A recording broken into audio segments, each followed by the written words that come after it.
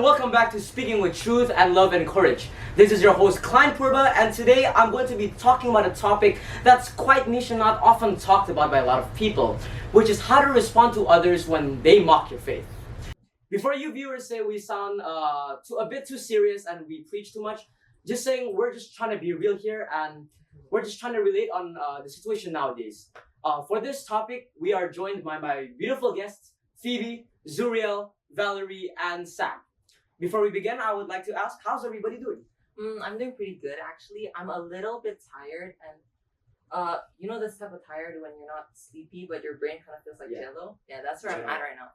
But I'm really excited for today's topic. I think it happens more than people talk about, and that's what I'm excited. Yeah, same. Honestly, I just had a test on Bible and humanities, and I did physics and stuff like that. So my brain's pretty fried. So if I sound kind of brain dead, that's probably the reason. But yeah, I agree. The reason, the topic is actually really good. I feel like we should talk more about how our faith is actually tested, socially, not just spiritually. So yeah, it's like testing your firm foundation, right?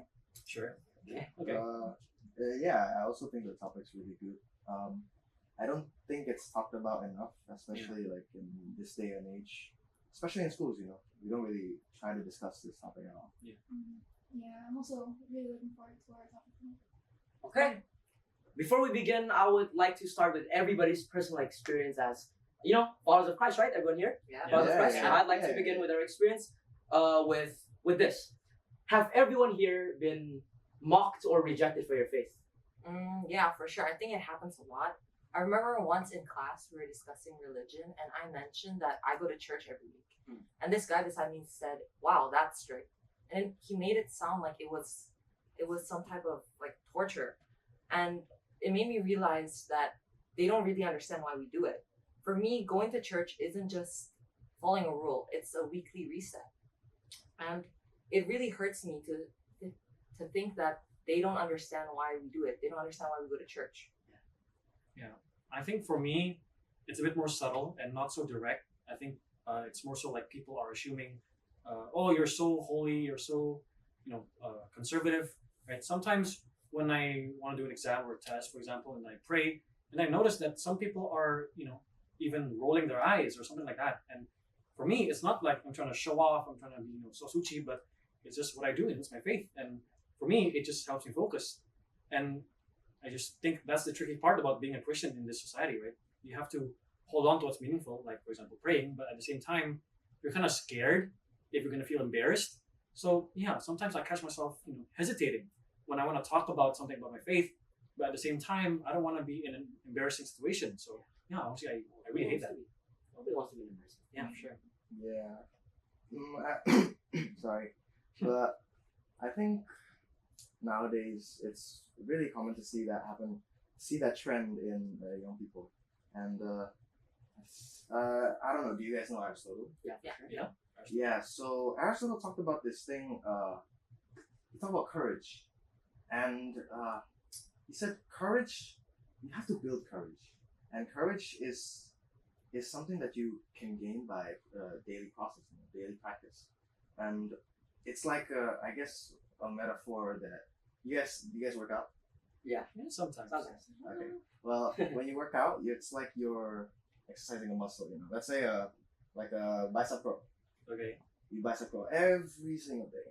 Get stronger, obviously. Yeah, right? The muscle gets bigger. It's similar to that, courage. The more you practice your courage every day, the bigger it gets. Yeah, I think you put it perfectly right on the dot. It's not really about being silent, or it's not about being loud, but it's finding that balance between being calm and being firm. I think this really relates to the person who said, Aristotle. If I'm not wrong, he states that courage is the balance between recklessness and fear. So let's say, for an example, someone comes up to you right now and says, your faith is stupid. Then you start going to him and start saying, your faith is stupid too. You look ugly. Well, that's stupid and reckless, isn't it? Yeah. That's not really smart. Yeah. But what if somebody comes up, the same scenario, he comes up and mocks your faith, but you stay silent, you're too scared to say anything. Well, that's fear. That's the same thing. So I think what we can take from this is that it's about finding the balance between being calm, but also being firm. And I'm pretty sure this is what the Bible says too. Yeah, I think I really like how similar that is. I think the Bible mentioned in Proverbs 15, verse 1, a gentle answer keeps away anger.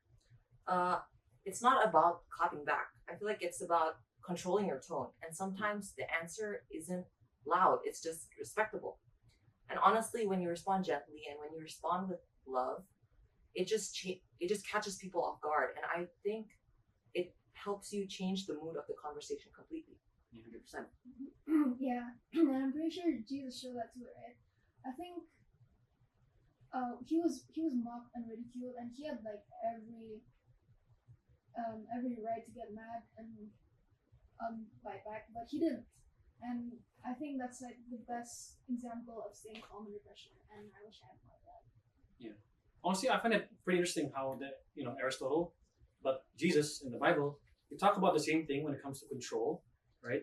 Some people think that being calm and being under control means you're like bottling up all these emotions and forcing yourself to be quiet. But I think it's actually, more so you're choosing carefully what you want to say next, right? And some people think that being calm is like backing out. Some people say it's a weakness, but I think it's a choice actually, In my opinion, I think being able to stay quiet and choose your next words, it's a lot harder than just, reacting instantly. So, yeah. I do agree with you in that control is a very important thing to have, especially I think I see it nowadays in many young people and many, not even just young people, a lot of politicians as well. I think what people are lacking nowadays is control over their emotions, control over, control over how they react to things, because if we react irrationally towards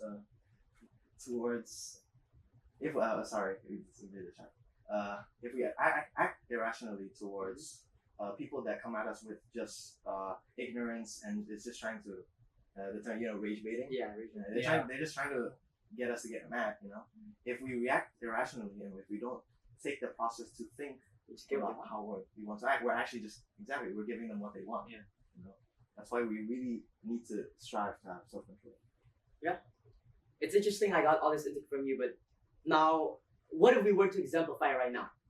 Let's say I'm a rich baiter, like you said in the comments right now, and I say every one of you guys looks ugly today. You guys are so weird. You guys are so unfunny. Okay. What's the first instinct to respond to me? Honestly, my first instinct would be to like defend myself. Like I'd instantly start thinking about comebacks. But I realize it's not worth it because people don't change their minds because you've won the argument. Sometimes I feel like silence will speak louder, but it's very hard, especially when you're a strong Christian and you get naturally defensive of your faith. But I realize that faith doesn't need to win arguments. You just need to live it out. Yeah, I agree. I think back then, if I were, to get rage baited, I would say, something like, no, my faith is not stupid. I'm not ugly. Yeah. And then I'd say something, I don't know, you're ugly. Your faith is stupid, right? Yeah. But now that I think about it, saying something like that doesn't really help at all, actually. So now I just say like, that's my faith. Just deal with it, and I just move on. And honestly, it's a lot better. It keeps things from escalating, right? And I don't really feel the need to defend myself anymore. I don't really feel the need to prove myself anymore because I know that it's just my faith, and it's very liberating. It's very freeing. I once had someone say that religion's fake and science explains everything. And I responded, science explains how, not why. I think I responded pretty calmly there. And I saw that the person was quite surprised by that and made them think. So that's when I realized that when we respond kindly, it could make other people's mindset change. Yeah. And see, that's a perfect example of control, a perfect example of balance. Because if you had gotten angry at them and then just started bashing them and attacking them, not actually having a good argument or just fighting, then you're actually just falling into their trap, Because most of these people, they're not really educating themselves into the subject. They're not really trying to get something from you. They're trying to get an emotion from you. Exactly.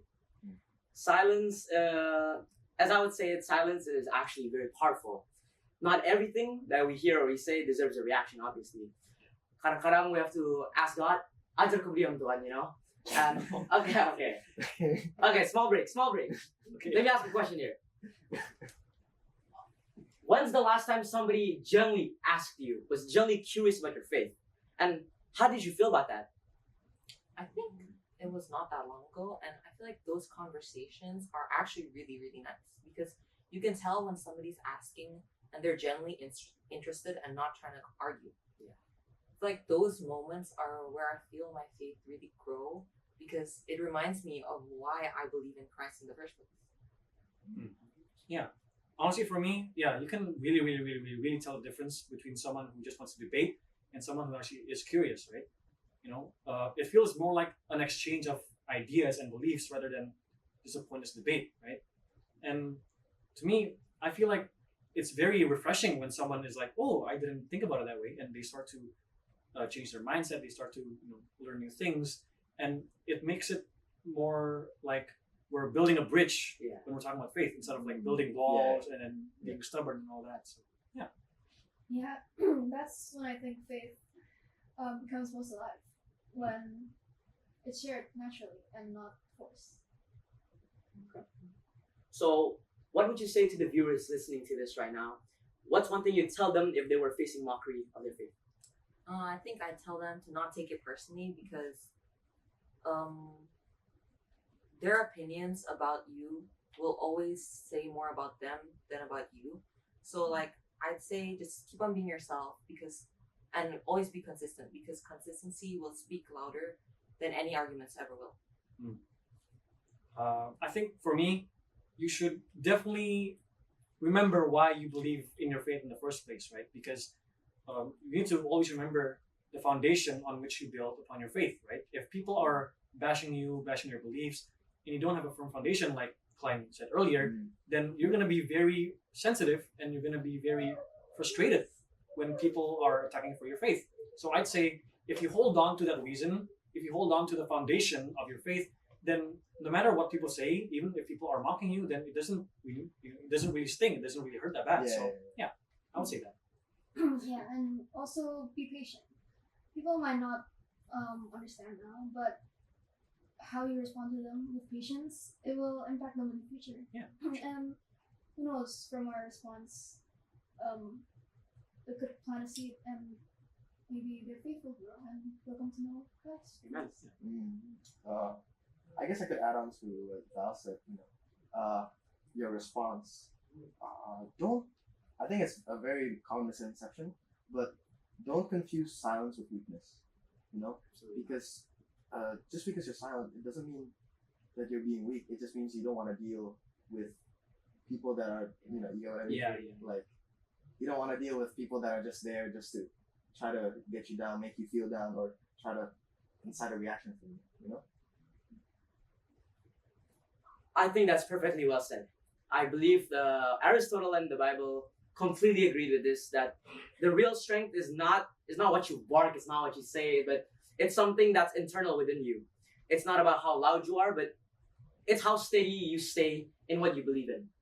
So, okay, final takeaway from everyone for the viewers here. What's your biggest reminder for the next time you face rejection or mockery for your faith? I think my biggest reminder would be to always respond with peace and not pride, because peace will always understand, and while pride wants to only win. I think for me, if anybody knows me here, I have a really bad temper.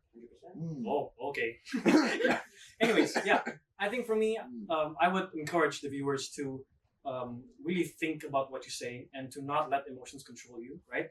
You shouldn't be so quick to react, so quick to respond with anger, right? Because that doesn't really make anything better. It just escalates it and it just makes the problem worse. So and just know when to be quiet, know when to be silent, because a lot of the time, silence is a lot stronger than a speech. So For me, it's to stay kind, even when people aren't.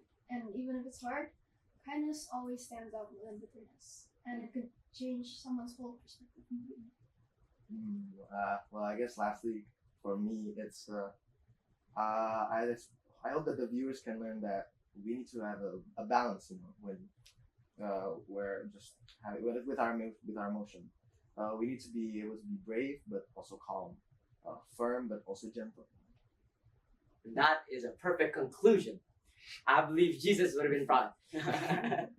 So, to anyone listening, if you've been mocked for your faith, remember, it's not a sign of weakness. Rather, it is a sign that you've been standing for something real, something you actually believe in. So, you don't need to argue.